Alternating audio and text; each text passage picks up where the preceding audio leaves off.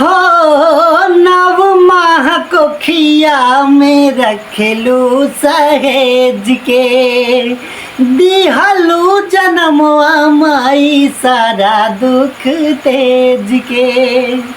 केतनो बखानी तोहर कितनो पुकार बा रोवा रोवा माई हो तोहार करजदार बा कई के ज्योति आऊ मिरिया बढ़ाई एगो माई बिना कई के ज्योति आऊ मिरिया बढ़ाई एगो माई बिना कैसे करे जावा जुड़ाई भाई एगो माई बिना कैसे करे जावा जुड़ाई भाई एगो माई बिना।